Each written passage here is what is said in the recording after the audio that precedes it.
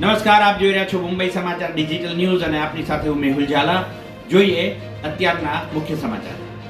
પાકિસ્તાનને પરમાણુ બોમ્બ વેચવાની સ્થિતિ આવી ગઈ.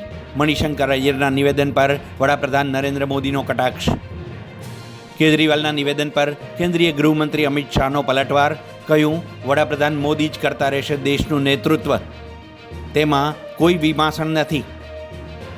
કેજરીવાલે ભાજપ અને વડાપ્રધાન નરેન્દ્ર મોદી પર કર્યા પ્રહાર અને પૂછ્યું, ભાજપ જીત્યું તો વડાપ્રધાન કોણ બનશે? કારણ કે પીએમ મોદી આવતા વર્ષે રિટાયર થઈ રહ્યા છે.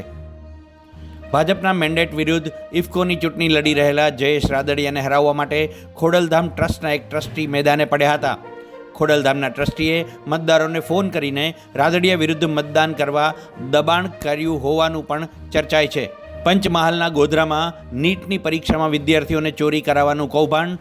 વડોદરાની રોય ઓવરસીઝના સંચાલક પરશુરામ રોયની પૂછપરછ બાદ ધરપકડ. રોયને કોર્ટમાં રજૂ કરાતા કોર્ટે તેના 10 દિવસના રિમાન્ડ કર્યા મંજૂર.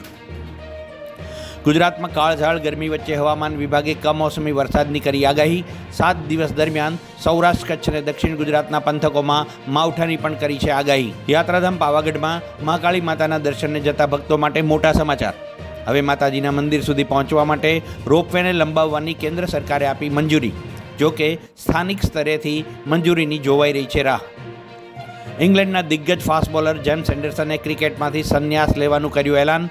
એન્ડરસન તેની અંતિમ ટેસ્ટ મેચ જુલાઈમાં વેસ્ટ ઇન્ડિઝ સામે લોર્ડ્સમાં રમશે. આ ટેસ્ટ મેચ 10થી 14 જુલાઈ વચ્ચે રમાશે. મુંબઈના પૂર્વ કપ્તાન રોહિત શર્મા કોલકાતાના કોચ અને પોતાના જૂના મિત્ર અભિષેક નાયરને મળ્યા. આ દરમિયાન બંને વચ્ચે જે વાતચીત થઈ તેને મુંબઈ ઇન્ડિયન્સના તમામ રહસ્યો ખોલી દીધા. તો આ હતા અત્યાર સુધીના મુંબઈ સમાચાર ડિજિટલ ન્યૂઝ. વધુ તાજા અને નવા સમાચાર માટે જોડાયેલા રહો મુંબઈ સમાચાર ડિજિટલ સાથે. ત્યાં સુધી મને રજા આપશો. નમસ્કાર.